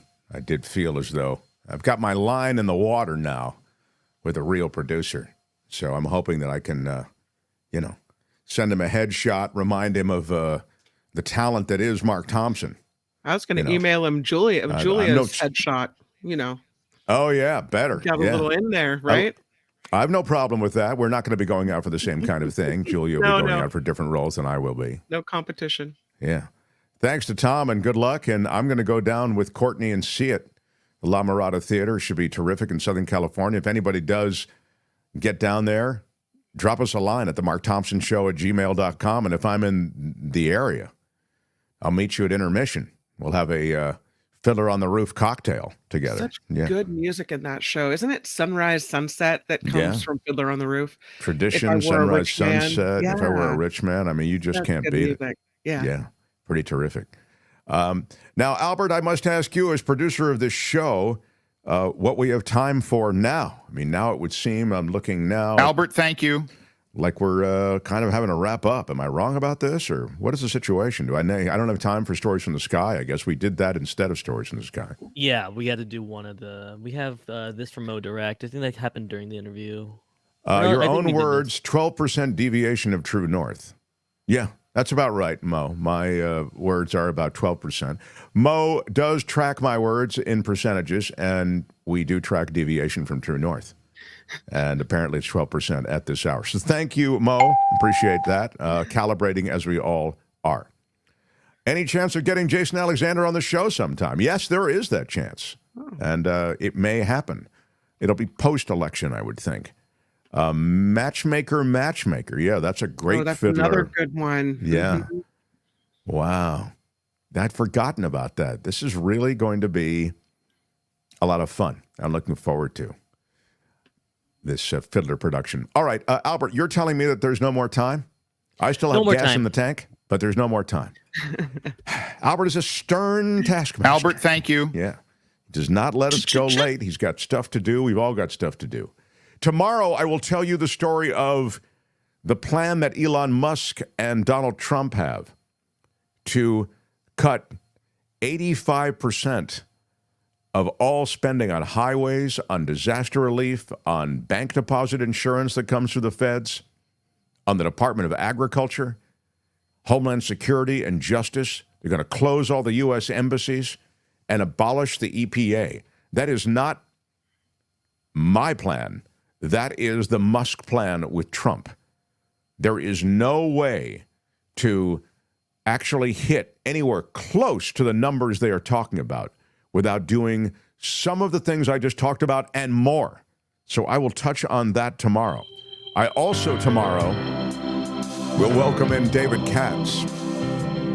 The Supreme Court decision today to shed the voter rolls of many voters is an interesting last-minute 11th hour change to voting, both in Virginia, which is where the Supreme Court decision was really connected to today, and Pennsylvania, which is where there could be critical decision-making at the Supreme Court level. By the way, these emergency Supreme Court decisions are not signed. So, in a way, no justice really has to own these. These are done in the shadow docket way that we've talked about before on the show with David Katz. So, this is an emergency ruling that the SCOTUS justices made, obviously. Anyway, there's a lot to talk about tomorrow. I'm Shadow Stevens for the Mark Thompson Show. Bye-bye. More on Musk, on Trump, on Kamala. Out of time. Bye-bye. And Kim continues this conversation with the After Party Live. Till tomorrow. Bye-bye.